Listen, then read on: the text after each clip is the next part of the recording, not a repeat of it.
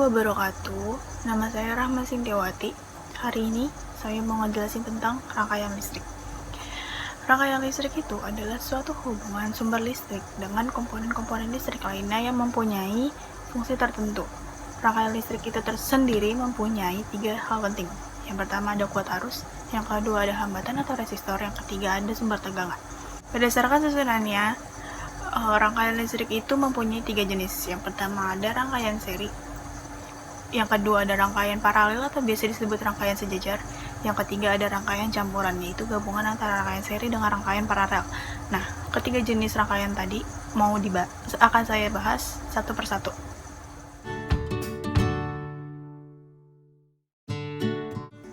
Yang pertama ada rangkaian seri. Rangkaian seri ini adalah suatu rangkaian yang resistornya dihubungkan secara seri atau dihubungkan secara berurutan dari resistor satu ke resistor yang lainnya. Rangkaian ini bisa terdiri dari 2 atau lebih resistor yang dihubungkan melalui satu daya dalam satu rangkaian. Jadi bentuknya kayak gini. Dari sumber tegangan dialiri arus listrik ke resistor 1, resistor 2, resistor 3, kembali lagi ke sumber tegangannya. Ini disebut rangkaian seri, berjalan searah dayanya.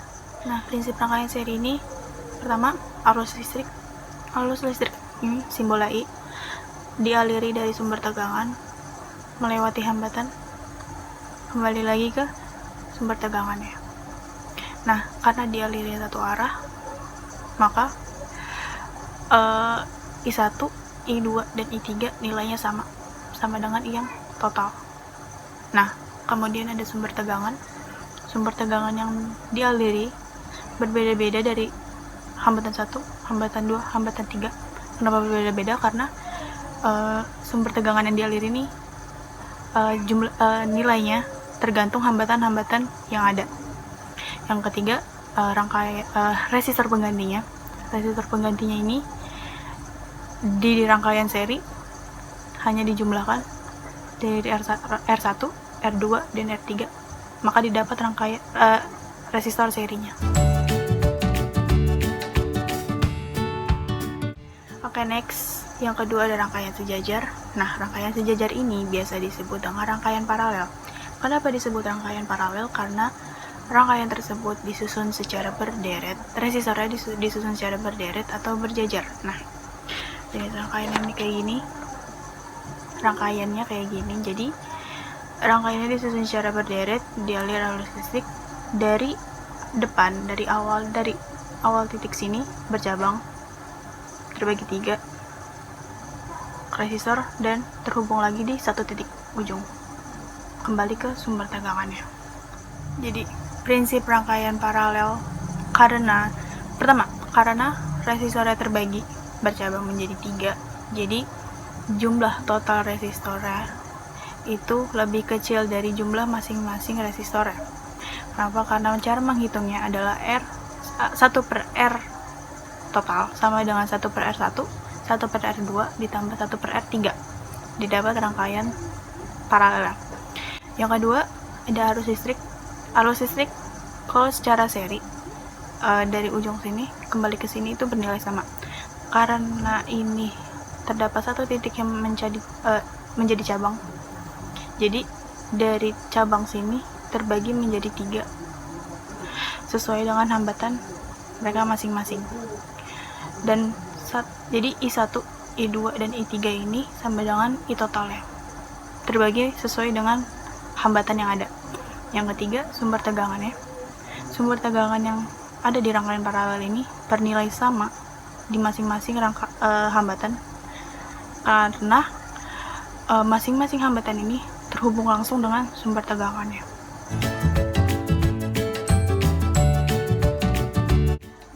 Selanjutnya ada rangkaian campuran. Di rangkaian campuran ini biasa disebut dengan rangkaian seri paralel atau seri sejajar, karena dalam satu rangkaian terdapat 2 jenis rangkaian, yaitu rangkaian seri dan rangkaian paralel.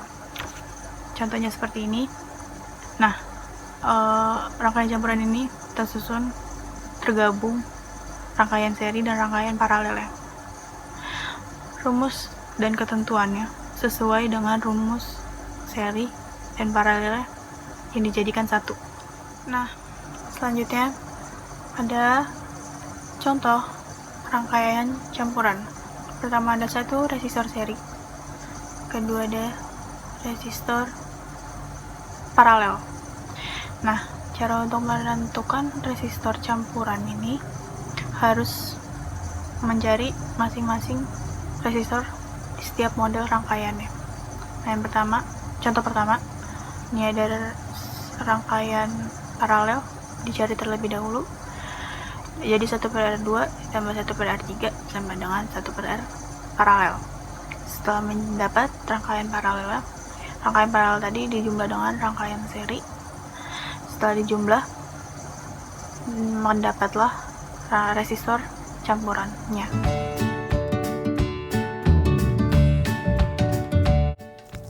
Selanjutnya kita akan bahas tentang kelebihan dan kekurangan dari masing-masing jenis rangkaian listrik. Yang pertama ada rangkaian listrik seri. Kelebihannya yang pertama, lebih hemat untuk biaya pengeluaran kabel karena rangkaiannya yang cukup terbilang simple sehingga tidak membutuhkan banyak biaya. Yang kedua, menganalisa kerusakan itu lebih mudah karena jika satu hambatan mati, semua mati. Jadi untuk pengecekan masing-masing hambatan itu lebih mudah. Terus lebih efisien dalam mengantarkan arus listrik karena setiap hambatan bernilai sama arus listrik ya. Untuk kekurangannya tadi satu mati, semua mati, jadi nggak bisa berfungsi lagi. Terus yang kedua, misal pada penggunaan lampu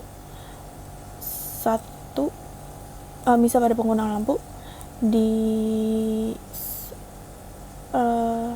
hambatan 1 ini, hambatan 2, hambatan 3 ini kan tegangannya nilainya beda-beda. Jadi tegangan untuk sebuah lampu ini tidak sama, terbagi-bagi, jadi nggak terlalu terang untuk bersinar. Selanjutnya ada rangkaian sejajar. Kelebihan dari rangkaian sejajar ini yang pertama, jika satu hambatan mati, hambatan 2 dan hambatan 3-nya itu tidak berpengaruh karena masing-masing hambatan langsung terhubung dengan sumber tegangannya. Yang kedua, setiap hambatan mendapat sumber tegangan yang sama, sehingga misal pada penggunaan lampunya ini akan lebih bisa bersinar lebih terang sesuai dengan sumber tegangan yang didapat. Kekurangannya, kabel yang digunakan lebih banyak untuk membuat rangkaian sehingga membutuhkan biaya lebih.